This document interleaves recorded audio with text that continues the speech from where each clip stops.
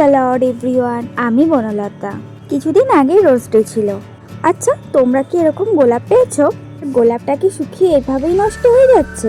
তাহলে তোমরা এই গোলাপ দিয়েই খুব সুন্দর একটা বুক মার্কার বানিয়ে ফেলতে পারবে। এতে গোলাপগুলো নষ্টও হলো না, আর ফুলগুলো স্মৃতি হয়ে রয়ে গেল। তো প্রথমে আমাদের কি করতে হবে, আমরা গোলাপের পাপড়িগুলোকে কুচি করে নেব। তারপর আমরা একটা পেপারকে কাট করে নেব। আর পেপারটা কিভাবে কাট করছি নিশ্চয়ই বুঝতে পারছো। তো দেখতেই পাচ্ছ, পেপারটাকে মুড়ে আমি লাভ শেপের করে এইভাবে কেটে নিয়েছি। যেহেতু আমার কাছে বড় টেপ ছিল না, তাই ছোট টেপগুলো নিয়ে এইভাবে লাগিয়ে নিয়েছি। তো তোমাদের কাছে বড় টেপ থাকলে সেটাই লাগিয়ে নিও, তাতে কাজটা সুবিধা হয়। তারপর যেদিকে আমি টেপটা লাগিয়েছিলাম তার উল্টো দিকে যে লাভ শেপটা ছিল, তাতে ফুলের পাপড়িটাকে খুব সুন্দর করে আটকে নিয়ে তার ওপর দিয়ে আবারও টেপ আটকে দেবো। টেপগুলো খুব সুন্দর করে খুব ধৈর্য ধরে আটকাতে হবে, যাতে জিনিসটা দেখতে ভালো লাগে।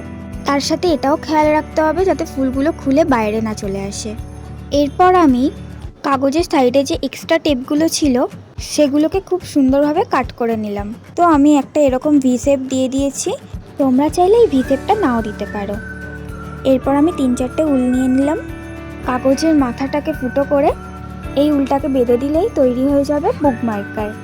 আর আমার এই আইডিয়াটা তোমাদের কেমন লেগেছে অবশ্যই কমেন্ট করে জানাবে। আর তোমরাও এটাকে বাড়িতে ট্রাই করতে পারো। ভিডিওটা ভালো লাগলে অবশ্যই লাইক, কমেন্ট, শেয়ার এবং সাবস্ক্রাইব করবেন। Thanks for watching. বাই।